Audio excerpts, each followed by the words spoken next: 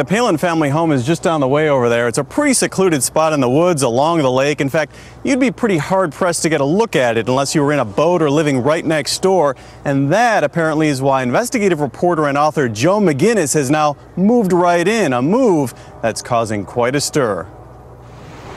Our vantage from a boat sailing past Sarah Palin's Wasilla, Alaska home shows an ever-expanding compound bustling with construction.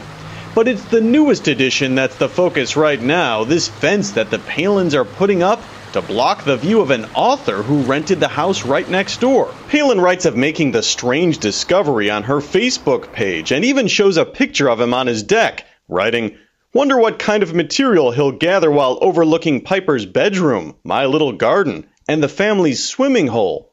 You can see the fresh fence they've put up. They haven't finished it yet. And this blocks his view.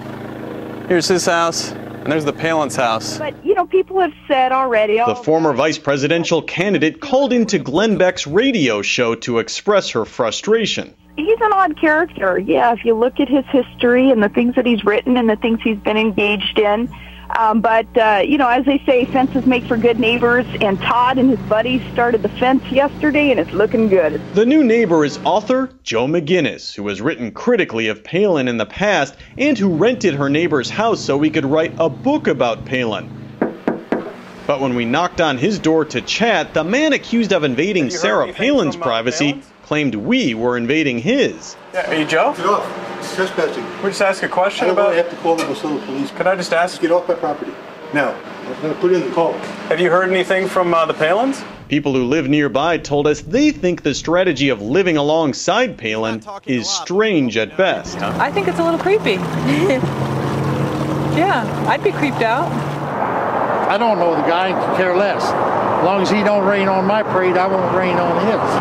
McGinnis's view of the Palin house is mostly gone, and he's now put up no trespassing signs around his own property. Police in town are watching closely and hopeful the former governor and her new neighbor can get along. He certainly has a right to rent a piece of property, which it appears he's done. He's there lawfully. We don't have a position on whether he should or shouldn't be there. We haven't had any reports of any criminal activity, any problems thus far. The book is tentatively titled Sarah Palin's Year of Living Dangerously, scheduled to be released next year. The publisher has released a statement saying Mr. McGinniss will be highly respectful of his subject's privacy as he investigates her public activities. Robin? Neil, that has an SNL skit written all over it. Here comes Tina Fey. Yeah, looks beautiful. They're not quite 4 a.m. Thank you, Neil. Thanks so much.